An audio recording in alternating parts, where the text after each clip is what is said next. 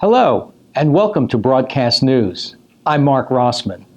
On this week's edition, you will hear about a police call that was not what it appeared to be, a project at Brookdale Community College, and a murder in Plumstead Township. The Marlboro K-8 School District Board of Education will ask voters to approve a $46.6 million construction referendum on November 3rd. If voters approve the referendum, just over $20 million from that total amount will be used to construct 28 classrooms at the David C. Abbott Early Learning Center, and the district will move from a half-day kindergarten program to a full-day kindergarten program. The balance of the referendum funds will pay for infrastructure improvements at other schools in the district.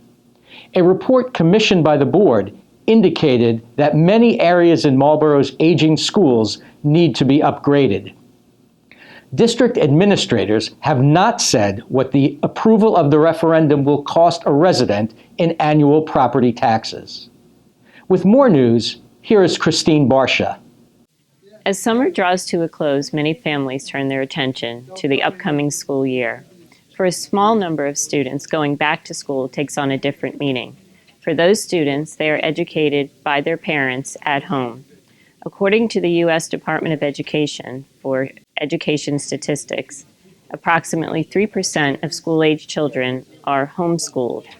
In New Jersey, information on the number of students homeschooled is not collected, but in states where the data is collected, several reasons for homeschooling are cited, including the ability to transfer Christian values and the avoidance of standardized testing.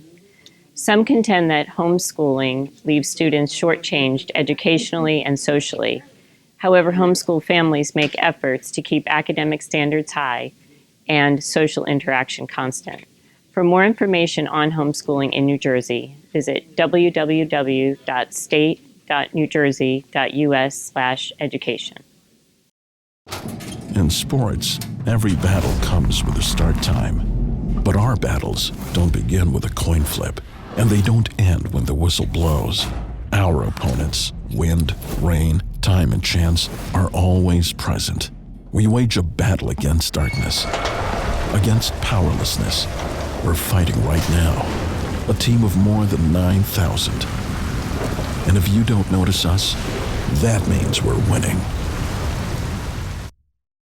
A 46-year-old woman from Fort Lee has been charged with creating a false public alarm and faces 3 to 5 years in prison following her alleged involvement in an incident that occurred on August 19th.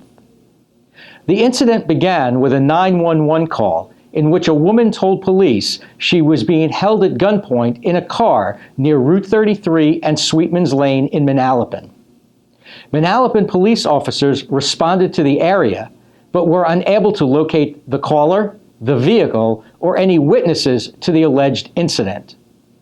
Further investigation led to a possible location in the area of Hulses Corner Road and Fort Plains Road in Howell, but police found no evidence of an abduction. 6 days later, on August 25th, police arrested the Fort Lee woman at a hotel in Willow Grove, Pennsylvania. She was found unharmed, and authorities determined she had not been abducted.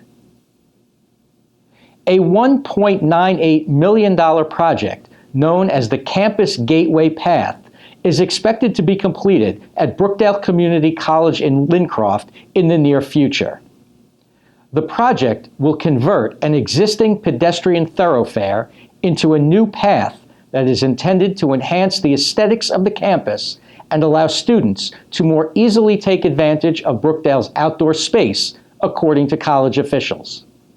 New landscaping, outdoor programming space, seating alcoves, and artwork are included in the plans for the path that will run from the Collins Arena to the Monmouth Museum on the Brookdale campus. Funding for the project will come from the state's Capital Improvement Program. The work will be completed by Circle A Construction of Neptune. And now, here is Tim Morris with sports.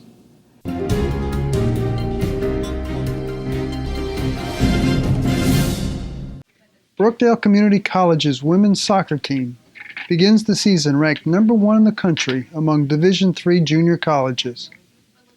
It's a familiar perch for the Jersey Blues, who have won back-to-back national championships with a roster dominated by Shore area talent. As Brookdale seeks to win an unprecedented third straight national championship, they have a security blanket, an all-region keeper, Marty Stewart from Marlboro. In this scrimmage against Bloomfield, Stewart was as reliable as ever, coming up with big saves, the kind the Jersey Blues have become accustomed to.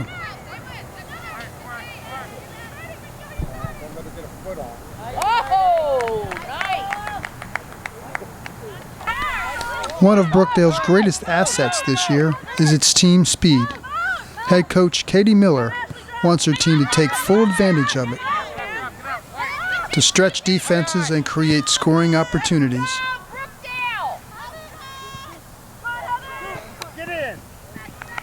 It is pressure like this that the Blues will be counting on as they seek a third straight championship. This is Tim Morris for Greater Media Newspapers. And now, here is Jennifer Amato. Roz Shaw of North Brunswick has been friends with Helen Gordon for 60 years. What makes their friendship so special is not that they have been friends for 6 decades, but they began talking with each other the old-fashioned way, as pen pals. Roz and her husband Steve visited Helen and Bob Gordon at their home in England last month to celebrate their 50th wedding anniversary, as well as the 60th anniversary of the women writing back and forth to each other. Although correspondence is now mainly through email or the occasional FaceTime session, Shaw said she has kept every handwritten letter dating back to the 1950s. For more on their heartwarming story, see the North and South Brunswick Sentinel this week. Thank you for joining us. Please visit gmnews.com next week for a new edition of Broadcast News.